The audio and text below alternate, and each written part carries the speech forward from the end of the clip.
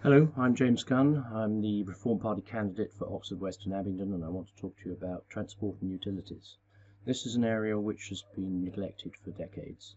We've never been good at planning permission. It's taken us 30 years not to build the third runway or fifth runway or whatever it is at Heathrow. It took us 25 years to decide to build Terminal 5. We haven't built a power station since 1995, and that took a 7-year public inquiry. We've been neglecting our infrastructure for a very long time, and as a result, much of our infrastructure is Victorian, and that's holding back our economy. Far too much of our economy is based in London and the South East because the Treasury's financing analysis basically rewards the more economically productive areas of the country, and the higher value property values drives a lot of that. So we need to think about making some other parts of the country more productive and more economically viable. For that reason, we believe that a project like HS2, which is completely out of control and is just growing and growing and going bad, this is the kind of project that needs killing off and maybe restarting if it's still worthwhile doing.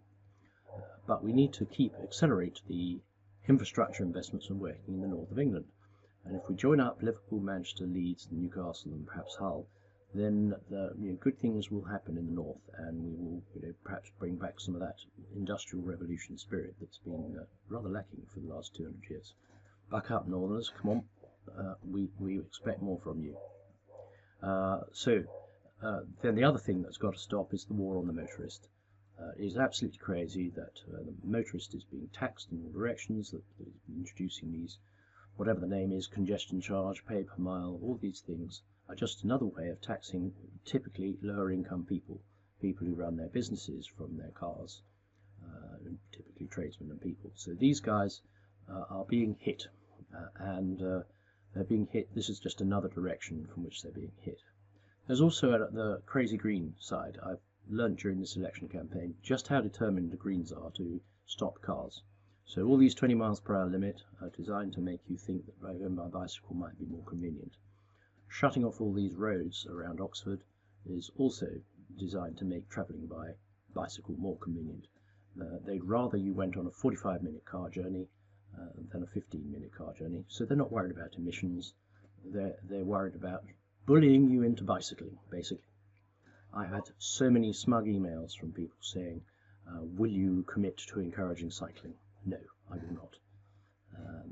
I will not bully anybody into any particular form of transport. I believe that in the freedom to travel around the country.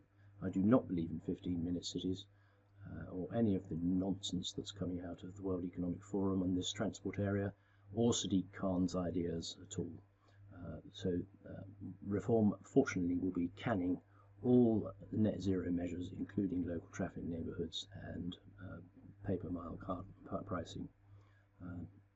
Also, renewable subsidies, and that will put the business case out for projects like Botley Solar West. Okay, slight complexity here. It would seem that the regulators have been set up in this country to ensure that shareholders make money out of the privatised companies. Well, I think they've been doing that okay, but what they haven't been doing is making sure that at the same time consumers get good value and that the infrastructure of the country is improved. This is what's driving our high energy prices, our high water prices, our sewage in the river, our poor quality water standards and things. This has got to be addressed, and we've got to get the regulation right, and we have to get the investors to put the investment in before they take the dividends out, which is what's happening at the moment. So we've got a very large Australian company called Macquarie, and a lot of European utility companies who are basically getting 70% or so of the money from our utilities. In nuclear, it's 100% EDF. Reform intends to introduce small modular nuclear. We believe that that's something that Rolls-Royce can do very effectively, and the money stays in Britain and gets spent around the country. This would be a very good thing. We need to integrate our transport infrastructure better. We need to make sure that bus stations and railway stations, airports and roads all link up very easily. We should not be trekking half a mile across the city from bus station to railway station. We need to think about this kind of thing better. If you go to Holland, it's amazing. Even in a small, densely populated country like that, they've got it working. So we need to think about that. We also need to think about things like tickets. And basically, you should be able to choose your journey, whether you want to go by underground or bus or overground, and pick your route, pay the same fare, just go where there's most space on the train or whatever.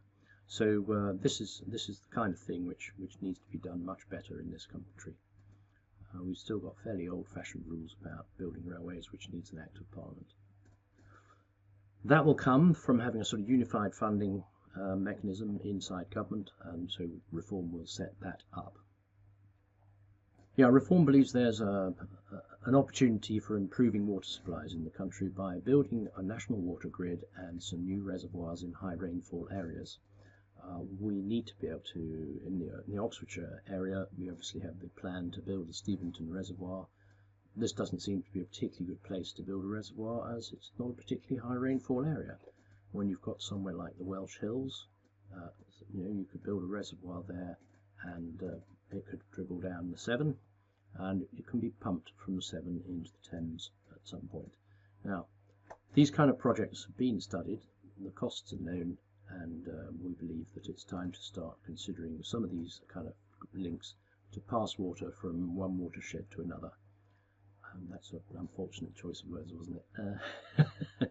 Anyway, so that's reforms transport and utilities policy. Don't forget the small modular nuclear, which I talked about in our energy policy elsewhere. And thank you for listening, and I hope you'll vote for me on the 4th of July.